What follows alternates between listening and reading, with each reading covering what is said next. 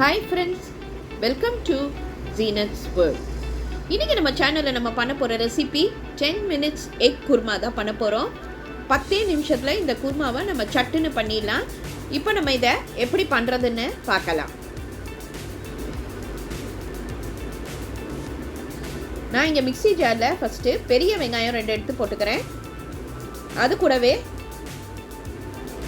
2 spoon இஞ்சி பூண்டு paste, ஒரு 3 பச்சை மிளகாய் எடுத்துக்கோங்க காரத்துக்கு. புதினா கொஞ்சம், கொத்தமல்லி கொஞ்சம், அதையும் போட்டுக்கலாம்.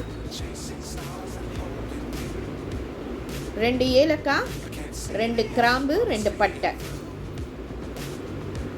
இது கூடவே 2 ஸ்பூன் மிளகு, 2 ஸ்பூன் சீரகம், 1 ஸ்பூன் சோம்பு. தயிர் நல்லா திக்காக புளிக்காமல் இருக்கணும், ஃப்ரெஷ்ஷாக இருக்கிற 2 ஸ்பூன் தயிர் போட்டுக்கோங்க. இப்போ இதை நம்ம தண்ணி ஊற்றாமல் ஸ்மூத் பேஸ்ட்டாக நல்லா அரைச்சி எடுத்துடலாம். இந்த பதத்துக்காக அரைச்சி வச்சுருங்க.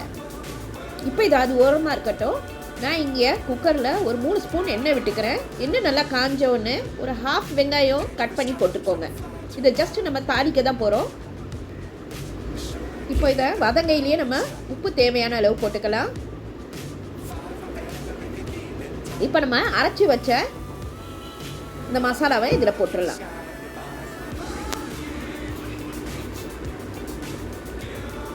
இது நம்ம எல்லாமே பச்சையாக அரைச்சனால இதோட பச்சை வாசனை போகிற வரைக்கும் இதை நம்ம நல்லா வதக்கிடலாம்.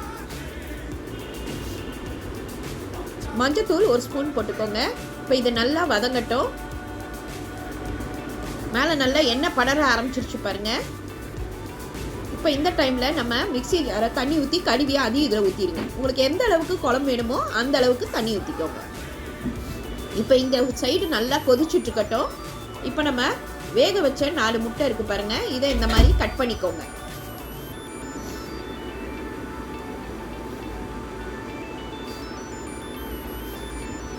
இப்போ இந்த மாதிரி நல்லா கட் பண்ணிவிட்டு கொதிச்சுட்டு இருக்க அந்த குழம்புல நம்ம இதை போட்டுற போகிறோம்.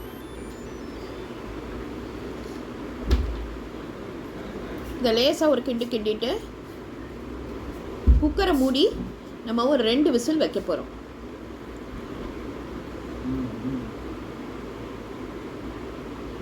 இப்போ 2 விசில் வந்துருச்சு. நம்ம அடுப்பை ஆஃப் பண்ணிடலாம்.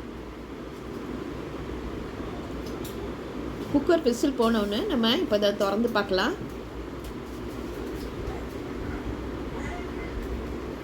இப்போ நம்ம அடுப்பில் ஒரு 2 நிமிஷம் கொதிக்க விட்டால் போதும். சூப்பரான 10 மினிட்ஸ் எக் குருமா ரெடி ஆயிடுச்சு. நம்ம வீட்டில் எப்போதுமே முட்டை இருக்கும், அதனால் சட்டுன்னு இதை நம்ம இந்த குருமாவை ரெடி பண்ணிடலாம். அவ்வளோதான், சூப்பரான எக் குருமா ரெடி ஆயிடுச்சு பாருங்கள். இது சப்பாத்தி, பூரி, இடியாப்பத்துக்கெல்லாம் ரொம்ப டேஸ்ட்டாக இருக்கும். இது ரொம்ப ஈஸியான ரெசிபி. இன்றைக்கி இதை ட்ரை பண்ணி பாருங்கள். லைக் பண்ணுங்கள், ஷேர் பண்ணுங்கள், ப்ளீஸ் சப்ஸ்கிரைப் பண்ணுங்கள். உங்கள் கமெண்ட் எனக்கு அனுப்புங்க. தேங்க்யூ.